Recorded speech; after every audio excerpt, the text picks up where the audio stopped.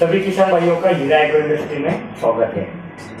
आज ये जो कार्यक्रम है ये कार्यक्रम है सवाल आपका जवाब हमारा। लेकिन ये कार्यक्रम चालू करने के पहले मैं एक कॉमन क्वेश्चन है कि जो बहुत सारे किसानों के मन में रहता है उसके बारे में बात करना चाहूंगा। वो मतलब ड्रिप इरिगेशन, टपक सिंचन या स्प्रिंकलर इरिगेशन, फव्वारा सिंचाई, इसमें कौन सी अच्छी है, कौन सी बुरी है, कौन सा क्या फायदा है, इसके बारे में तो मैं सभी किसान भाइयों को बोलना चाहूंगा कि जहाँ पे मतलब दो पौधों में का अंतर ज्यादा रहता है, मतलब मान लो कपास या आपका टमाटर या वाटरमेलन, खरबूज, तरबूज, मतलब कि भाई एक पौधा लगवाया उसके 1 या 1.5 फीट बाद में दूसरा पौधा है, तो ऐसे सिचुएशन में टपक का इस्तेमाल अच्छा रहता है। और जहां पे ऐसा पौधा है कि जो पूरे जमीन पे छा जाता है, मतलब कोई भी आपका बेल होगा या आपका ओनियन हो गया या कोई भी मतलब कि जो पूरा जमीन कवर कर देता है, फिर पुदीना हो गया, तो उसके लिए टपक का इस्तेमाल ना करते हुए आपने स्प्रिंकलर इरिगेशन, फव्वारे सिस्टम का इस्तेमाल करना चाहिए। तो फव्वारे सिस्टम और स्प्रिंकलर इरिगेशन में फायदा क्या है? तो देखिए, फव्वारा सिस्टम को टपक के तुलना में पानी ज्यादा लगता है। दूसरा कि टपक में क्या होता है कि जो भी पानी है वो सीधा पौधों के जो रूट है, मूल है, वहां पे दिया जाता है, तो उसके वजह से वहां पे खरपतवार भी कम आती है और फव्वारा सिस्टम में खरपतवार ज्यादा आ सकती है। लेकिन जहां पे ऐसे पौधे की जो पूरे जमीन पे बिछे हुए हैं, तो वहां पे तो आप ड्रिप नहीं लगवा सकते एक के बाजू में, तो वहां पे आपको स्प्रिंकलर इरिगेशन का ही इस्तेमाल करना पड़ता है। इसके अलावा आपका जो टपक सिंचन है, इसमें आपका खर्चा ज्यादा आ सकता है, क्योंकि टपक सिंचन को ये पॉसिबल नहीं है कि आप उसको एक जगह पे काम होने के बाद उठा के दूसरी जगह लेके जाओ।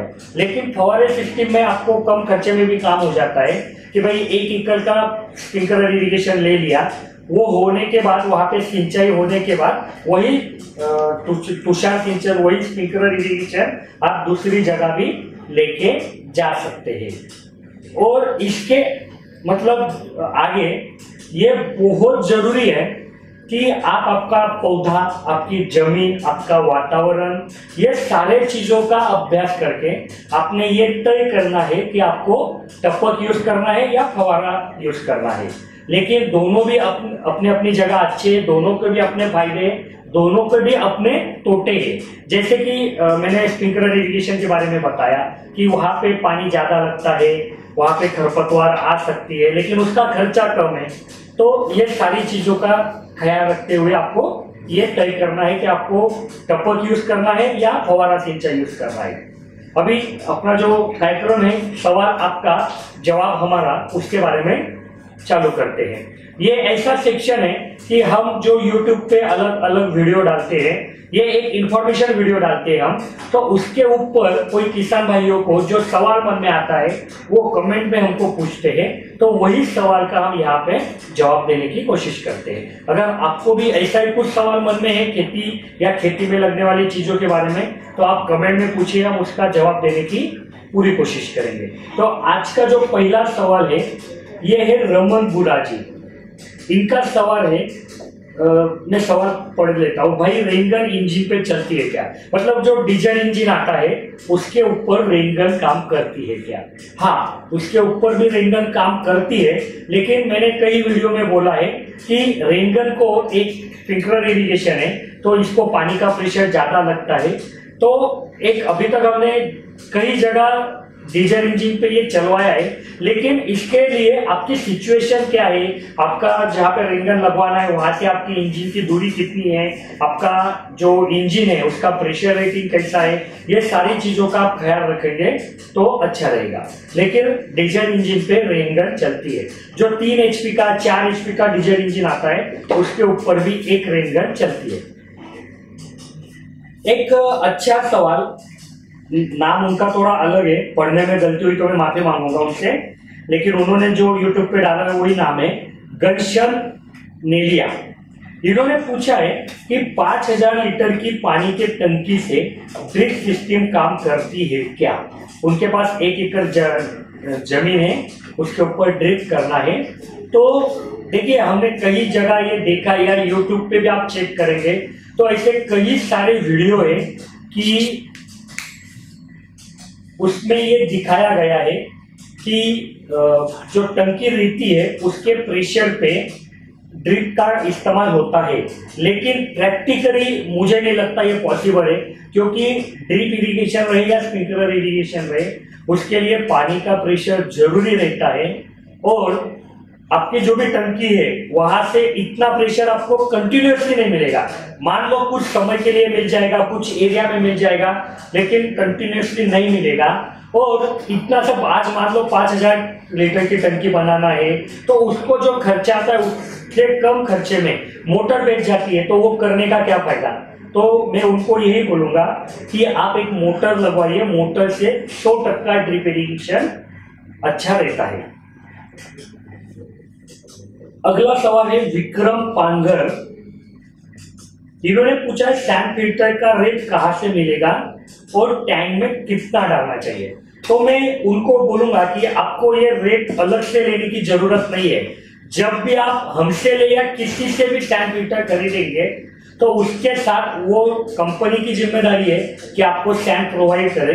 सिर्फ वहां पे हम भी आपको एक बैग, मतलब 50 किलो की सैंड फिल्टर की जो बैग आती है सैंड की, वो एक्स्ट्रा देते हैं। और आपने भी कोई दूसरे कंपनी का खरीदा तो ये ध्यान से पूछ लेना है कि भाई कितना डालना है। जैसा मतलब 2 इंची का सैंड फिल्टर थोड़ा छोटा आता है, 2.5 इंची का बड़ा आता है, 3 इंची का उससे बड़ा आता है, तो उस हिसाब से वो सैंड का क्वांटिटी भी कम ज्यादा होती है। लेकिन कुछ सैंड आपको ज्यादा दी रहती है कि वो बचा के रख लियो, भविष्य में जब भी आपकी सैंड गलती से निकल जाती है पानी के साथ या कुछ हो जाता है तो वहां पे लेवल करने में आपको काम में आती है। अगला सवाल है सागर गोलनकर, ये पूछते हैं एक रेनगन कितना एरिया कवर करती है। तो मैं बताना चाहूंगा कि पानी का प्रेशर अगर 4 kg है तो हमारी 1.25 इंची रेनगन 170 फीट का गोलाकार, मतलब ये रेनगन है तो यहां से इधर 70-80 फुट और यहां से इधर 70-80 फुट, मतलब 170 फीट का गोलाकार में पानी का छिड़काव करेंगे। अगला सवाल है योगिता जी का, उन्होंने पूछा है हीरा सेमी ऑटोमेटिक फिल्टर जीवामृत के लिए चलेगा क्या।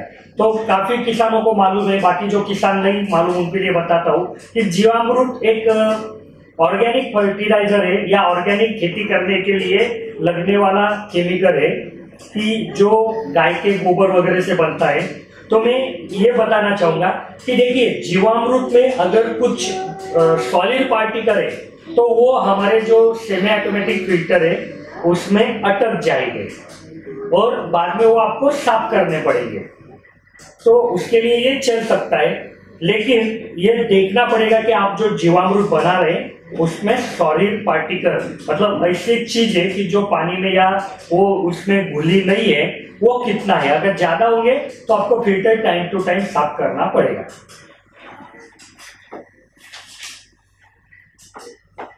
अगला 2 सवाल पूछे हनी जी ने। हनी जी, इन्होंने एक सवाल पूछा है कि ड्रिप, मतलब जो प्रीपंच पेप्सी आती है, मतलब क्या है कि एक पेप्सी आती है, मैं आपको दिखाऊंगा। देखिए, ये एक पाइप है, इसकी वॉल थिकनेस बहुत कम है और इसको पेप्सी बोलते हैं। तो इसको प्रीपंच पेप्सी क्यों बोलते हैं, क्योंकि इसमें जब हम आपको देते हैं तो एक होल गिलाया रहता है, इसमें पानी का कंट्रोल नहीं रहता है। जब पानी आता है तो होल में से पानी का फवारा बाहर आता है, तो इसको रेजर पाइप भी बोलते हैं, पेप्सी पाइप भी बोलते हैं। तो उन्होंने पूछा है कि ये सस्ती जाती है या रेन पाइप सस्ता जाता है। आज सुबह ही हमने रेन पाइप का लाइव वीडियो फेसबुक पे दिखाया हुआ है, अगर आपको वो देखना है तो आप हमारा जो फेसबुक पेज है हीरा एग्रो, उस पे जाके आप देख सकते हैं और वो पेज को लाइक भी कीजिए। तो मैं ये सवाल का जवाब देता हूं कि ये पेप्सी सस्ती जाती है या रेन पाइप सस्ता जाता है। तो मैं बताना चाहूंगा कि ये जो पेप्सी है ये ड्रिप इरिगेशन है और जो रेन पाइप है ये स्प्रिंकलर इरिगेशन है। तो दोनों भी का खर्चा भी एक जैसा ही जाता है, लेकिन ये दोनों भी अलग अलग तरीका है। आपको ये पहले तय करना पड़ेगा कि आपको फुहारा सिंचन चाहिए या टपक सिंचन चाहिए, फिर उस हिसाब से आप ये खरीद पाएंगे। और उन्होंने दूसरा सवाल पूछा है कि कोई भी ड्रिप इरिगेशन रहता है उसकी लंबाई, मतलब आपको मालूम है ड्रिप इरिगेशन मतलब एक पीवीसी पाइप रहता है, उसको होल गिरा के पॉली ट्यूब या नली लगवानी रहती है और नदी से पानी बुनबुन गिरता है। तो उनका सवाल है कि जो सप्लाई ने यहाँ से लंबाई कितने डालनी चाहिए। तो ये जो लंबाई है स्टैंडर्ड रहती है, तो 12 mm की अगर आपने ड्रिप इरिगेशन यूज किया है तो वो लंबाई आती है 125 फीट, 16 mm है तो 180 से 200 फीट, और 20 mm है तो उससे ज्यादा। लेकिन 16 mm ये सबसे अच्छा और सक्सेस तरीका है ड्रिप इरिगेशन में। तो मैं सभी किसान भाइयों को यही बोलता हूँ कि आपने ज्यादा से ज्यादा 16 mm का ही इस्तेमाल करना है। और इसके लिए मैं और एक बात बताऊंगा कि जैसे मैंने बोला कि पाइप उसको नली और नली से बुनबुन गिरेगा, तो ये जो लंबाई है ये एक कंडीशन में काम करेगी, मतलब जहां पे 1.25 फीट पे पानी गिरेगा घंटे का 4 लीटर। अगर आपका जो अंतर है वो ज्यादा होता है तो अंतर थोड़ा बढ़ सकता है लंबाई का, अगर ये अंतर कम होता है तो लंबाई का अंतर भी कम हो सकता है, अगर आपका डिस्चार्ज 4 से ज्यादा है तो लंबाई कम हो जाएगी। तो ये सारी चीजों का आपको ख्याल रखना है। लेकिन जो 4 LPH मतलब घंटे में 4 लीटर पानी गिराने वाली टपक आती है जिसमें 1.25 फीट पे ड्रिपर लगवाई रहती है, उसमें 16 mm का ड्रिप 180 से 200 फीट तक अच्छे से काम करता है। अगला सवाल है कि अशोक जाट जी, उन्होंने पूछा है कि जो फ्लैट इनलाइन आती है, ये इसको फ्लैट इनलाइन बोलते हैं, मतलब ये पेप्सी ही रहती है। मैं अगले वीडियो में इसके बारे में डिटेल में जानकारी दूंगा, लेकिन इसमें ड्रिपर रहता है फ्लैट। तो उनका सवाल है कि ये मील कितना है, मतलब ये जाड़ी जो रहती है इसको गिनने के लिए एक यूनिट है मील। तो उन्होंने पूछा है, तो मैं उनको बताना चाहूंगा कि हमारे पास 8 मील, 10 मील, 12 मील से 40 मील तक का प्रोडक्ट अवेलेबल है। आपको जो भी खरीदना है आप खरीद सकते हैं।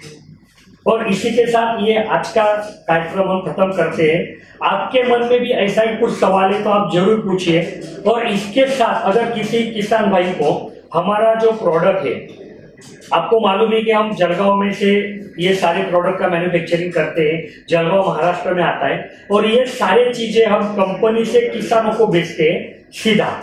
तो कोई भी किसान को अगर हमारा प्रोडक्ट खरीदना है तो वो हमारी जो वेबसाइट है www.hiraagro.com वहां से भी खरीद सकते हैं, या हमारा जो कॉल सेंटर नंबर है 92 84 000 511 से 518, इसके ऊपर सुबह 8 से शाम के 6 के बीच में कॉल कर सकते हैं। धन्यवाद।